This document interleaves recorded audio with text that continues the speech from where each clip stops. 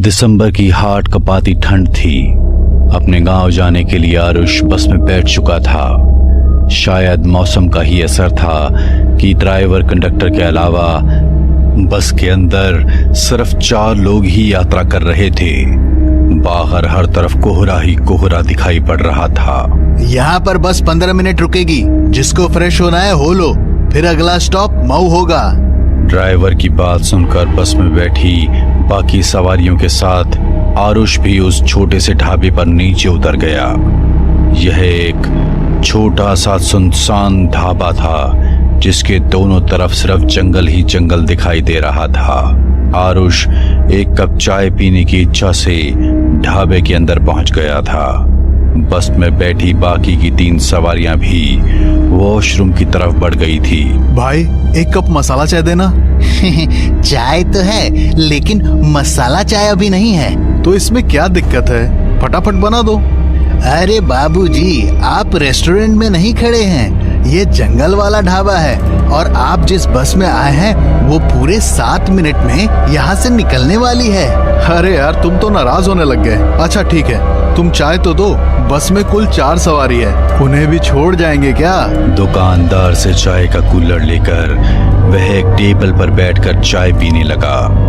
कुछ मिनटों में उसने अपनी चाय खत्म की और ढाबे के बाहर आया तो देखा बस निकल गई है। धूल उड़ाती बस को जाते देख आरुष भी उसके पीछे दौड़ लगा देता है, लेकिन ड्राइवर बस नहीं रोकता। कुछ देर तक बस के पीछे दौड़ने के बाद आरुष वापस ढाबे की ओर मुड़ जाता है। ढाबे के पास आकर वह देखता है कि ढाबे का मालिक ताला लगाकर जा रहा है। अरे भाई, अभी तो बस 5 बजे हैं, अभी से ढाबे में ताला लगाकर कहाँ जा रहे हो? अरे तुम अभी तक यही हो? लगता है तुम्हारी बस छूट गई। अब तो तुम्हारा भगवान ही भला करे। कैसी अजीब सी बात कर रहे हो? आखिर मतलब क्या है तुम्हारा? अरे सर, मैंने आपको बताया ना, ये ढाबा जंगल के बीचों बीच बना हुआ है। अब सुबह होने तक यहाँ से कोई बस नहीं गुजरने वाली है। ये जगह जैसी दिखती है वैसी है नहीं। आप बस इतना समझ लो, दिन ढलने के बाद यहाँ कोई नहीं ठहरता, इसीलिए आपका ड्राइवर भी यहाँ से बस भगा ले गया। अरे भाई, ऐसा क्या है यहाँ जो दिन ढलने के बाद यहाँ से कोई नहीं गुजरता? और उसकी बात का जवाब दिए बगैर ढाबे वाला अपने ढाबे में ताला लगाकर घड़ी की ओर देखते हुए तेजी से वहां से निकल जाता है। बड़ा ही अजीब आदमी था। शाम के 5 बजे ही ढाबा बंद करके भाग गया। ऊपर से पता नहीं बिन सर पैर की बातें कर रहा था। गांव के लोग अफवाह फैलाने में 1 नंबर होते हैं, ये तो मानना पड़ेगा। आरुष अपना मोबाइल निकालकर अपनी लोकेशन को चेक करता है तो उसे पता चलता है कि हाईवे से लगते हुए आगे ही एक छोटा सा गांव है। यहाँ तो दोनों तरफ जंगल ही जंगल दिखाई दे रहा है। अगर ढाबे वाले की बात सच थी तो इसका मतलब है अब रात में इस रूट से कोई भी बस नहीं गुजरने वाली है। रात में इस जंगल की रोड पर रुकना सेफ नहीं होगा। ऐसा करता हूँ, गांव में जाकर मदद मांगने की कोशिश करता हूँ। हो सकता है वहाँ मुझे रुकने के लिए कोई जगह मिल जाए। और उस जंगल वाले रास्ते पर तेज कदमों से चला जा रहा था। शाम के 5:30 बज चुके थे। सर्दियों के दिन होने के कारण दिन ढल चुका था और चारों ओर अंधेरे ने अपना कब्जा जमा लिया था। अंधेरे से रह रह कर आती जंगली जानवरों की रोने की भयानक आवाज उसके दिल को दहला रही थी। अरे यार, लगता है इस जंगल में जंगली जानवर भी हैं, तभी इतना भयानक आवाज सुनाई दे रही है। शायद इसी वजह से अंधेरा होने के बाद यहाँ से कोई बस नहीं गुजरती होगी। आरुष मन ही मन अटकलें लगाता आगे बढ़ रहा था कि तभी उसे सड़क के दूसरे छोर पर एक गांव दिखाई पड़ने लगता है। कैसा गांव है ये? बिल्कुल अंधेरे में डूबा हुआ है। ऐसा लगता है पूरे गांव में बिजली ही नहीं है। गांव की सीमा से लगभग 150 मीटर पहले पीपल के पेड़ों का झुंड दिखाई दे रहा था। जैसे ही आरुष उस झुंड के पास पहुंचा, उसे कुछ अजीबोगरीब आवाजें सुनाई देने लगी। ऐसा लग रहा था जैसे कोई रो रहा हो। अपना वहम दूर करने के लिए जैसे ही वह पीछे मुड़कर देखता है तो उसे आसपास कुछ भी नजर नहीं आता था। लेकिन जैसे ही वह आगे बढ़ने को होता है उसे फिर से एक आहट और चीखों की आवाज सुनाई पड़ने लगती है। ये क्या हो रहा है मेरे साथ? बार बार ऐसा लग रहा है जैसे कोई शक्ति है जो मुझे इस गांव में घुसने नहीं देना चाहती। हाईवे पे घूमते छलावों की कहानी तो मैंने भी सुन रखी है, कहीं इस पेड़ पर कोई छलावा तो नहीं है? आसपास का सन्नाटा और अंधेरा देखकर अब आरुष को भी डर लगने लगा था। उसने कुछ ही कदम बढ़ाए थे कि तभी उसे पेड़ों के पीछे से झांकते किसी शख्स का आधा शरीर दिखाई दे जाता है। कौन हो तुम? कौन हो तुम? ही इतनी देर से आवाजें निकाल कर मुझे डरा रहे हो ना? आरुष की बात सुनकर वह आदमी पेड़ के पीछे से बाहर आ जाता है। वह कोई तकरीबन 20-25 बरस का आदमी था, जिसके लंबे लंबे घुंघराले बाल थे, जिससे उसका आधा चेहरा ढका हुआ दिखाई दे रहा था। क्या तुम्हें कोई आवाज सुनाई दी? ज्यादा बनो मत, मेरे नजदीक मत आना। देखो मैं अभी पुलिस का नंबर मिला दूंगा, दूर हटो। अरे मैं कोई चोर हूँ क्या जो तुम पुलिस को नंबर मिलाओगे? डरो मत, मैं भी डर के कारण ही यहाँ छुपा हुआ था। डर? आखिर किसका डर? देखो मैं पास के गांव में रहता हूँ। आज मेरी भैंस चरते चरते न जाने कहाँ निकल गई। उसे खोजते खोजते दिन ढल गया और मैं इस मनहूस गांव के पास आकर अटक गया। अरे अटक गया से क्या मतलब है? जंगल में ऐसे पेड़ के पीछे छुपने से कुछ नहीं होगा। या तो सुबह तक तुम ठंड से अकड़ जाओगे या कोई लुटेरा तुम्हें मार कर फेंक जाएगा। चलो अंदर गांव में चलकर मदद मांगते हैं। अरे तुम्हारा दिमाग खराब है क्या? मैं इस गांव के आसपास भी नहीं जाने वाला और तुम्हें भी यही कहूंगा कि चले जाओ यहाँ से। ये आदमी क्यों नहीं चाहता है कि मैं गांव में जाकर मदद मांगूं? मुझे तो ये आदमी कुछ ठीक नहीं लग रहा। कहीं ये सच में कोई लुटेरा हुआ तो? ये भी हो सकता है कि ये कोई भूत प्रेत हो। ऐसे अचानक से पेड़ के पीछे प्रकट हो गया, मुझे इससे दूर ही रहना चाहिए। देखो भाई, तुम्हें अपनी भैंस बकरी जहाँ ढूंढनी है ढूंढो, मेरा रास्ता छोड़ो। मैं जाकर गांव में अपनी रात बिताने का इंतजाम कर लेता हूँ। तुम्हें सचेत करना मेरा काम था, बाकी जैसी तुम्हारी मर्जी। आरुष गहरे अंधेरे को देखते हुए तेज कदमों से गांव की सीमा में घुस गया था। सामने लगभग 200 मीटर की दूरी पर 2-3 कच्चे पक्के से घर दिखाई दे रहे थे। आरुष अपने मोबाइल की रोशनी में आगे बढ़ रहा था कि तभी उसे सामने के घर के बाहर लगे पेड़ के नीचे कोई महिला दिखाई दी।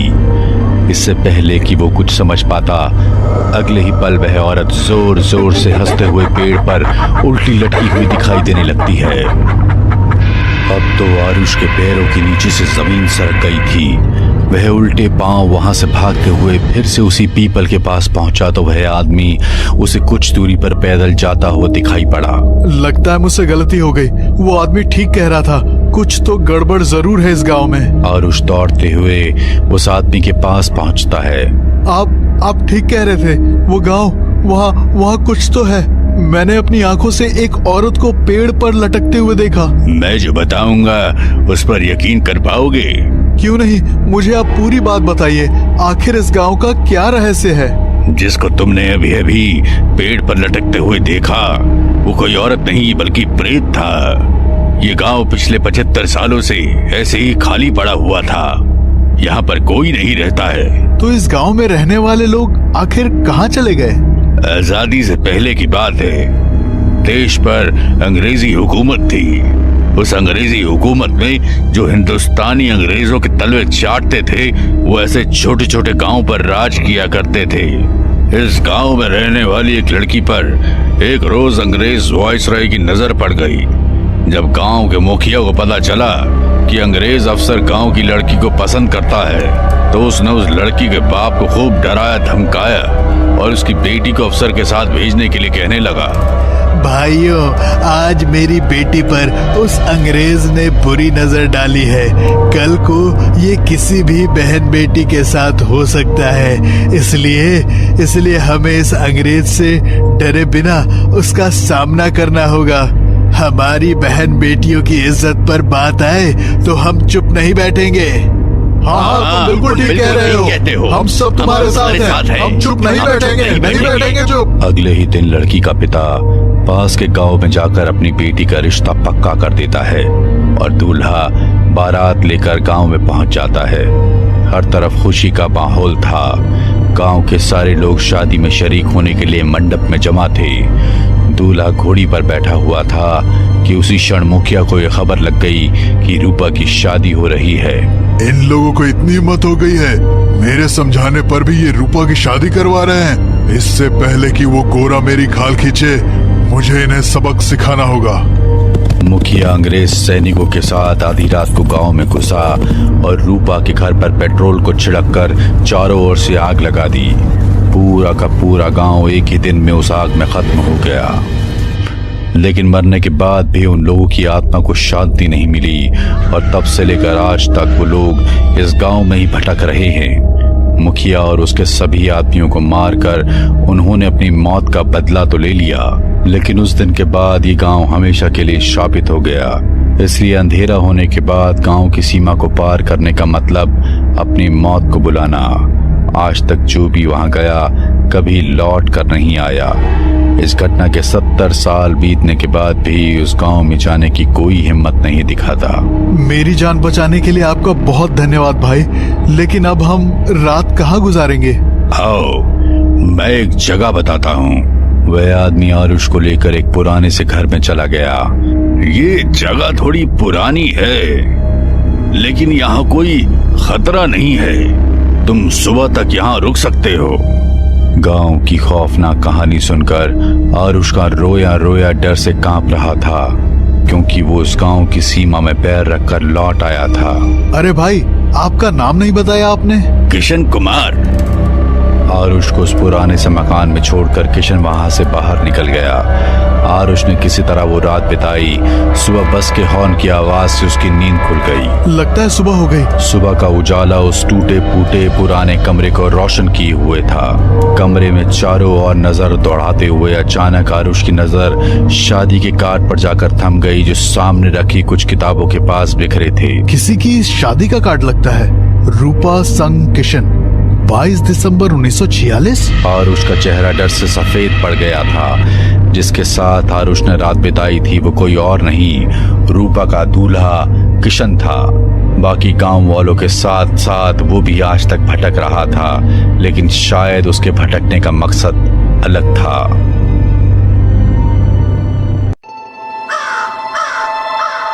चांदनी रात थी। सब तरफ गहरा सन्नाटा फैला हुआ था। हाड़ कपा देने वाली ठंड बदन को तोड़ रही थी, मगर इस भयानक सर्दी में भी सुरेश के माथे पर पसीने की बूंदें टपक रही थी। वो पुल गांव के किसी कच्चे मकान के आंगन में खड़ा हुआ था।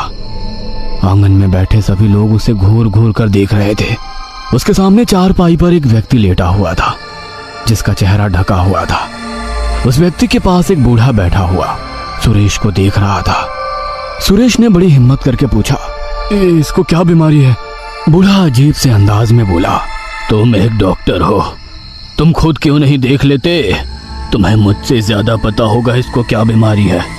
सुरेश ने जैसे ही उस व्यक्ति के मुंह से कपड़ा हटाया, उसके हलक से दिल दहला देने वाली चीख निकल गई, क्योंकि सामने जो भी था वह यकीन करने के काबिल बिल्कुल भी नहीं था।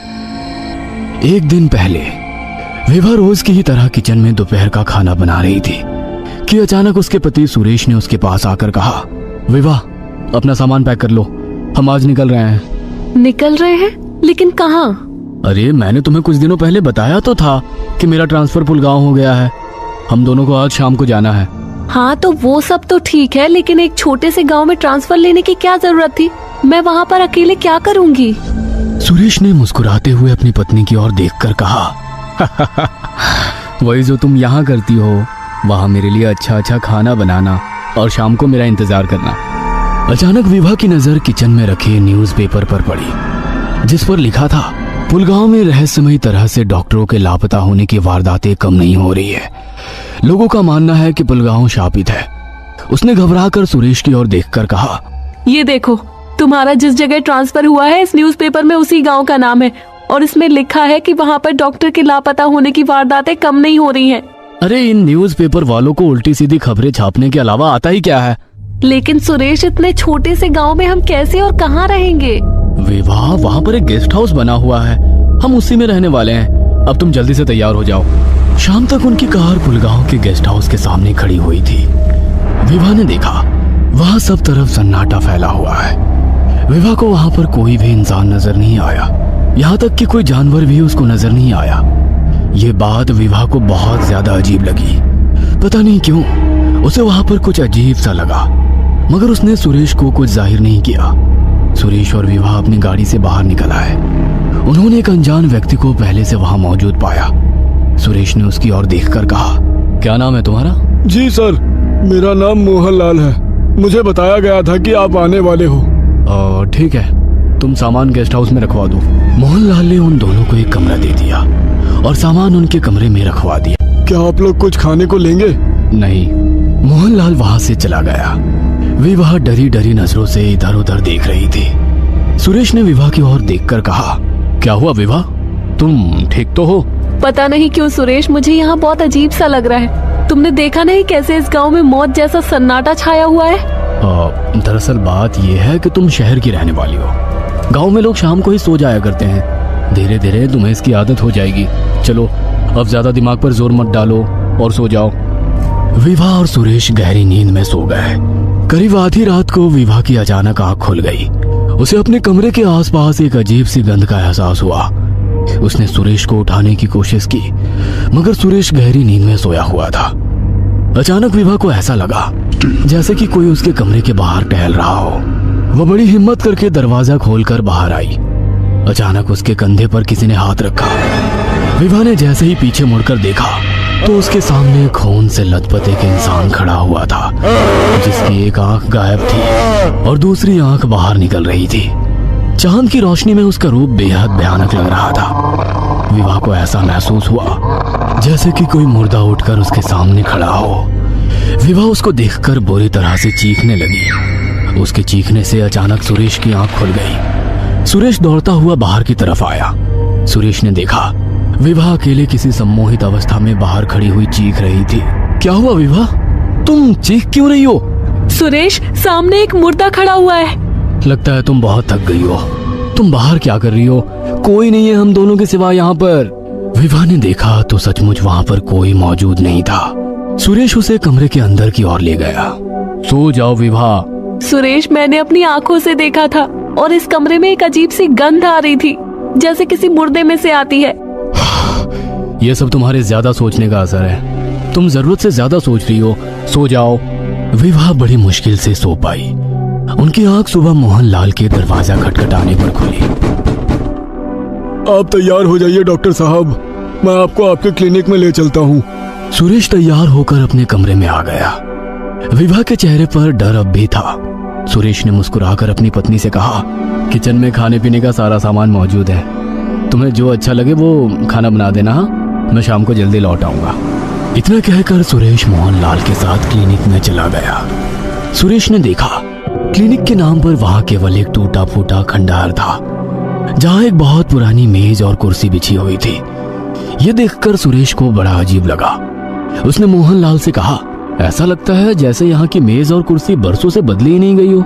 यहाँ बहुत ही कम डॉक्टर टिकते हैं, जो आते हैं वो जल्दी ही यहाँ से चले जाते हैं। सुरेश क्लिनिक में शाम तक बैठा रहा, मगर एक भी मरीज उस क्लिनिक में नहीं आया।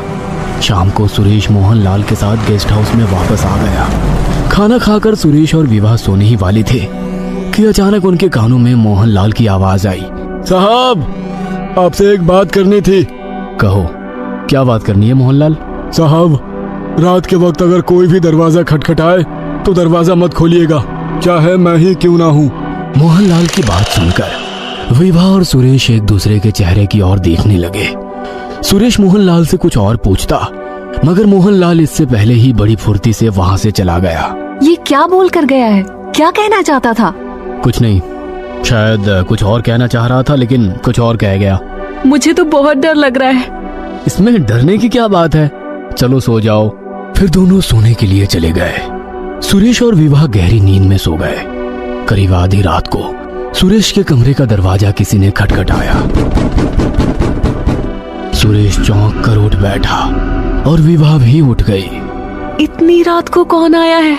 मैं दरवाजा खोलकर देखता हूँ। दरवाजा मत खोलो सुरेश, तुम्हें याद नहीं मोहनलाल ने क्या कहा था? विवाह, तुम भी ना, तुम सो जाओ। सुरेश ने जैसे ही दरवाजा खोला तो सामने मोहनलाल खड़ा हुआ था। मोहनलाल, तुम?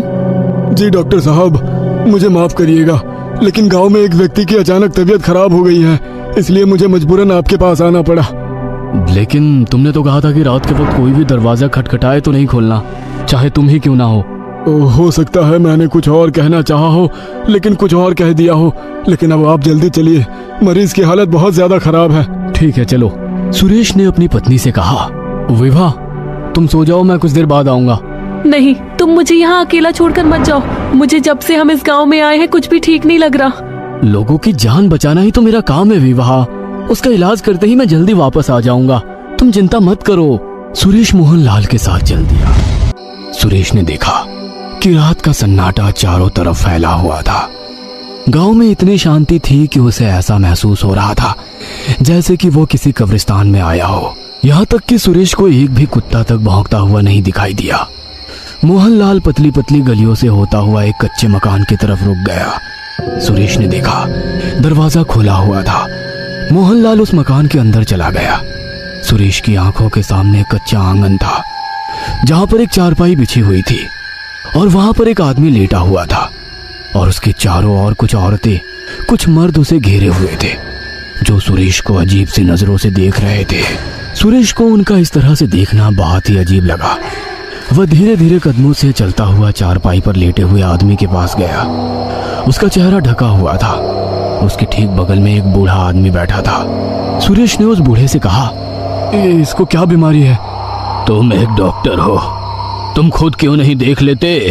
तुम्हें मुझसे ज्यादा पता होगा इसको क्या बीमारी है। सुरेश ने चारपाई पर लेटे व्यक्ति की नब्ज टटोली तो उसकी नब्ज नहीं चल रही थी। सुरेश ने धीरे से उस बूढ़े से कहा, जी माफ कीजिएगा, ये मर चुका है। मगर सुरेश की बात सुनकर वह बूढ़ा जोर जोर से हंसने लगा। सुरेश को उसका हंसना बहुत अजीब लगा। मैं आपसे मजाक नहीं कर रहा, ये वाकई मर चुका है। ठीक से देखो डॉक्टर, तुमने तो इसके चेहरे से कपड़ा तक नहीं हटाया। ओ ठीक है, जैसी आपकी मर्जी। सुरेश ने जैसे ही उसके चेहरे से कपड़ा हटाया तो सामने का मंजर देखकर उसके गले से चीख निकल गई। सुरेश ने देखा चारपाई पर लेटा हुआ शख्स कोई और नहीं बल्कि वह खुद था। अचानक सभी लोग, यहाँ तक कि मोहनलाल भी सुरेश की तरफ घूर कर देखने लगा और चारों ओर से सभी लोग सुरेश के पास आने लगे और सबने मिलकर सुरेश को घेर लिया। सुरेश ने देखा अचानक उनके चेहरे बदलने लगे।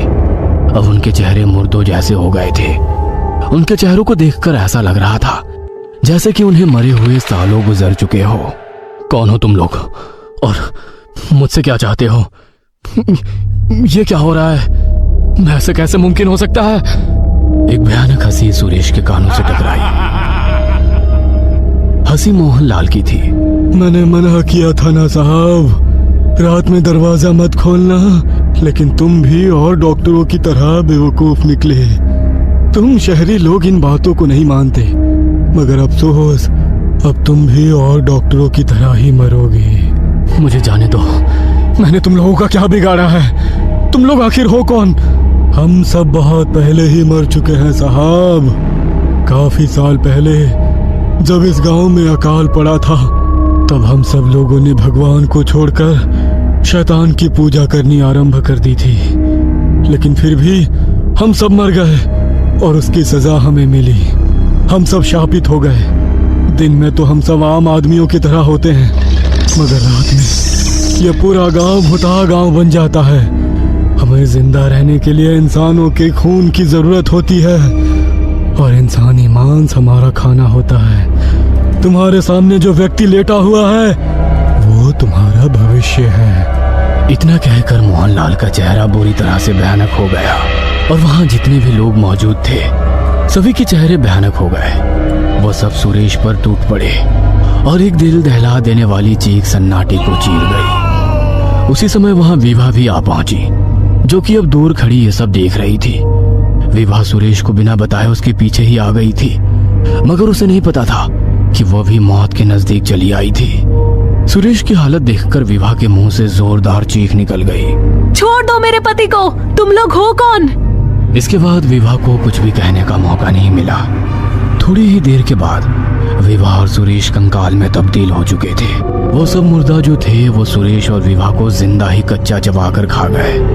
कुछ देर बाद वहां फिर मौत जैसा सन्नाटा हो गया। सब तरफ शांति फैल गई और भूतिया गांव फिर एक बार अपने अगले शिकार का इंतजार करने लगा।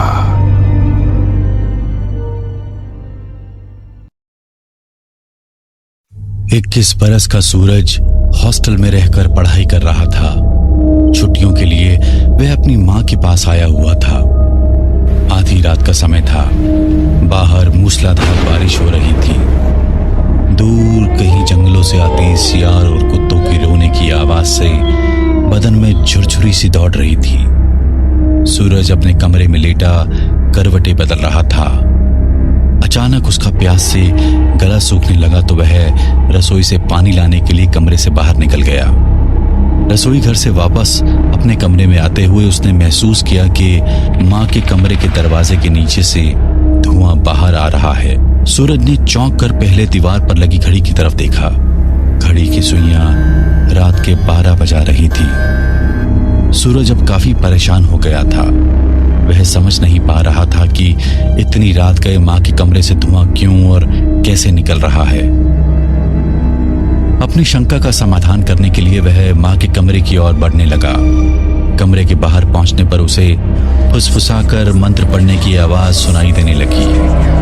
अपने मन में चल रही उथल पुथल को शांत करने के लिए वह मां के कमरे में खुलने वाली आंगन की खिड़की के पास आया और कमरे में झांकने लगा। अंदर एक हवन कुंड से धुआं बाहर आ रहा था और कमरे के फर्श पर कुछ अजीबोगरीब सामग्री फैली हुई थी, जिसे देखकर ऐसा लग रहा था वहां कोई टोना टोटका या तंत्र क्रिया चल रही हो। तभी मां हाथ में एक छोटी सी मिट्टी की हांडी लेकर कमरे से बाहर निकल जाती है। सूरज धीमे कदमों से अपनी मां का पीछा करता है तो देखता है कि उसकी मां ने वह टोटके की हांडी बाहर चौराहे पर रखी और वह वापस लौटकर चुपचाप अपने कमरे में सो गई। मां की ऐसे अजीबोगरीब व्यवहार देखकर सूरज सकते में पड़ गया था। इस समय वह कुछ भी सोचने समझने अथवा बोलने की स्थिति में नहीं था। मां के अपने कमरे में जाने के बाद सूरज भी वापस अपने कमरे में आकर लेट जाता है। वो रात बीतने के बाद अगला दिन भी यूं ही उथल पुथल में बीत गया और रात घिर आई। जिज्ञासावश रात के 12 बजे फिर से सूरज खिड़की से अंदर झांकने लगता है। सामने उसकी मां काले कपड़ों में अपने लंबे बालों को खोलकर जमीन पर तंत्र का सामान फैला कोई तंत्र साधना कर रही थी। अंत में उसने फिर से एक मिट्टी की हांडी दी। उसमें टोटके का सामान, एक दिया रखकर फिर से चौराहे पर रखने के लिए घर से बाहर निकल गई। सूरज इसी तरह पूरे 3 दिनों तक अपनी मां की सारी गतिविधियों को देखता रहता है। चौथे दिन अमावस्या का दिन था। घर के आंगन में लगातार रोती हुई बिल्ली किसी अनिष्ट की सूचना दे रही थी। सूरज की मां के सामने तंत्र के सामान के साथ साथ एक काला मुर्गा भी रखा हुआ था। अपनी तंत्र साधना पूरी करने के बाद उसने मुर्गे को काट कर उसकी बलि चढ़ा दी। है मेरे मालिक, अगर आपने चाहा तो अगली अमावस्या को बलि जानवर की नहीं किसी इंसान की होगी। इससे ज्यादा कुछ भी देख पाने की हिम्मत अब सूरज के अंदर बाकी नहीं थी। डरते हुए वह अपने कमरे में लौट आया और आंखें बंद कर सोने की कोशिश करने लगा। काफी देर तक बिस्तर पर करवटें बदलने के बाद उसे नींद आ गई थी। सूरज पूरी ताकत लगाकर दौड़ रहा था। दौड़ते दौड़ते वह बहुत थक चुका था।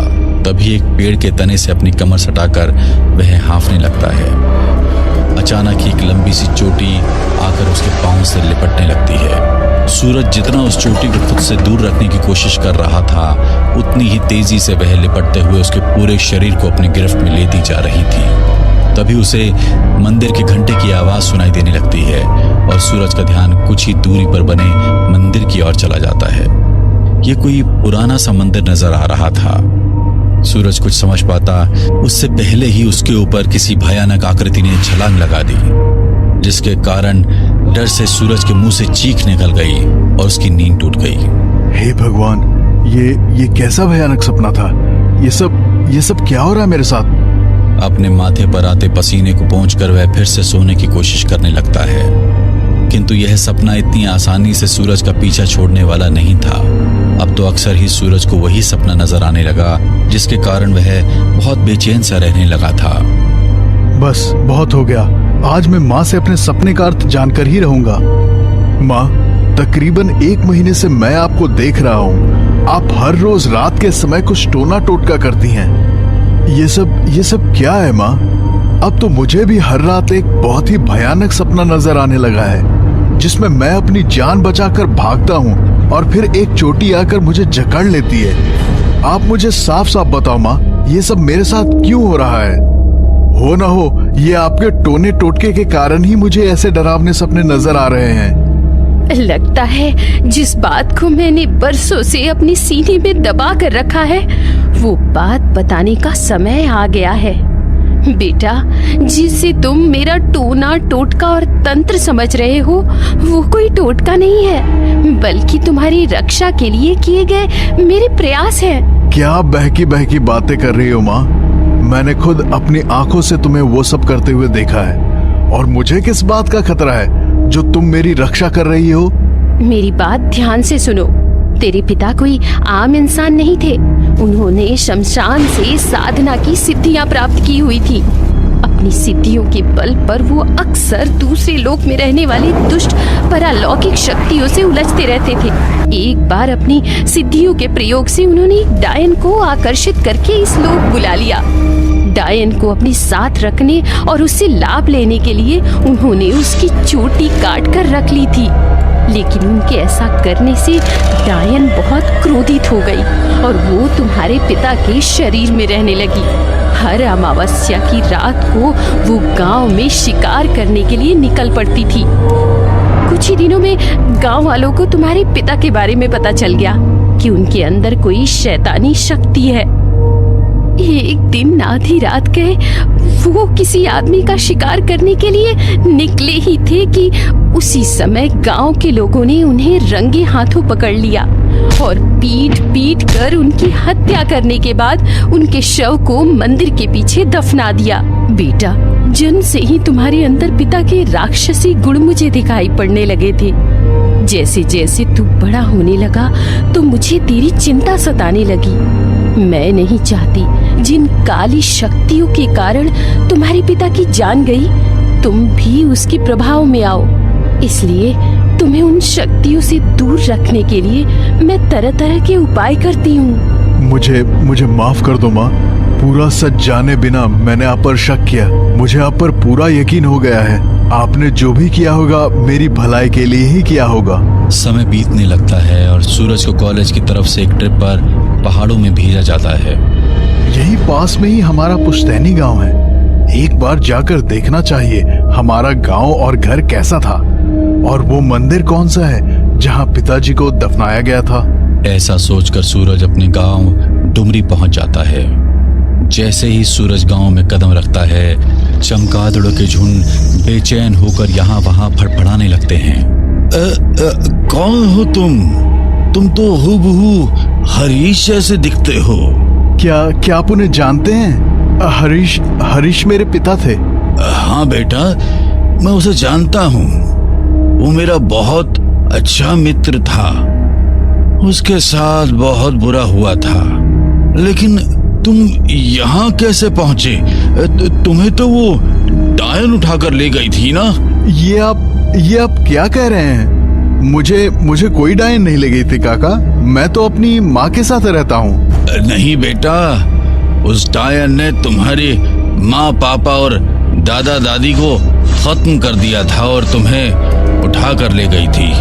15 बरस पहले की बात है। इस गांव के काली मंदिर में एक औरत रात के 12 बजे पूजा करने आती थी और माँ काली को अजीबो गरीब चीजें चढ़ाया करती थी। पूरे गांव में इस घटना के कारण सनसनी फैली हुई थी।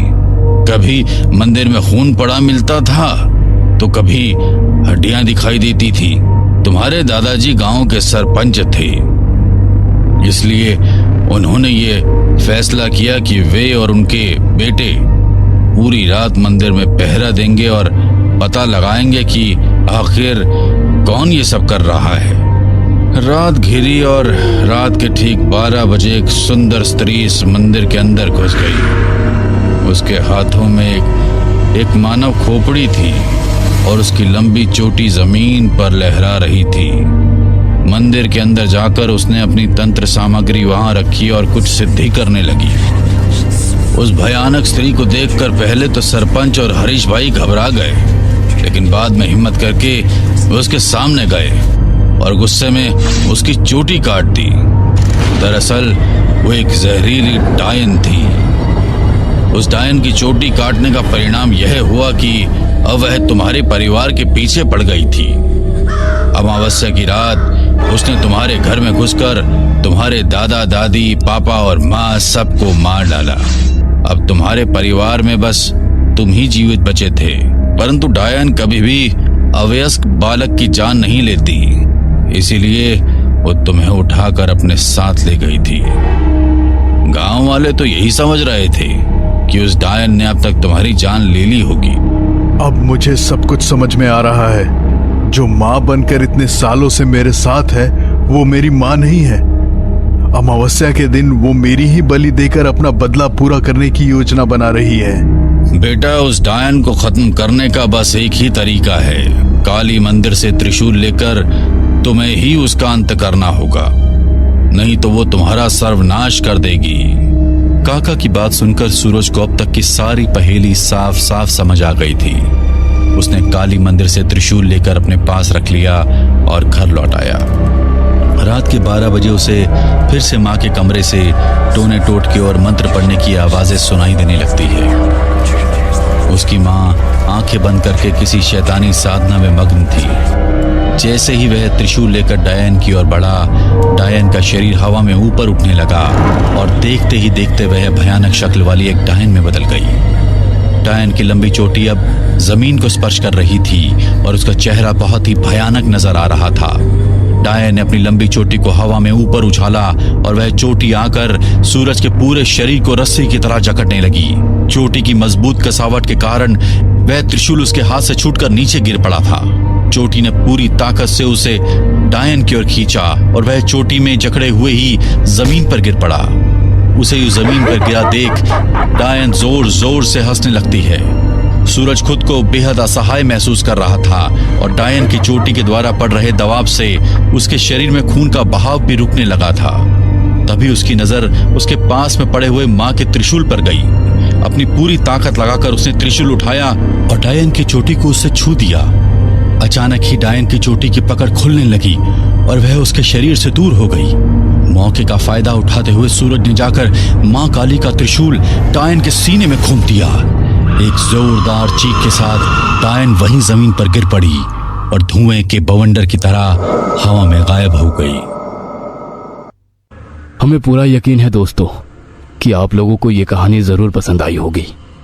अगर आपके साथ भी कुछ ऐसे अनकहे किस्से हो चुके हैं तो प्लीज हमारे साथ शेयर करें। हम जरूर अपने चैनल पर उनको दिखाएंगे। हमारी ईमेल आईडी नीचे डिस्क्रिप्शन बॉक्स में दी गई है, तो प्लीज हमारे वीडियो और चैनल को शेयर एंड सब्सक्राइब करें और बने रहे हमारे साथ ऐसे ही अनकहे किस्से और कहानियां सुनने के लिए।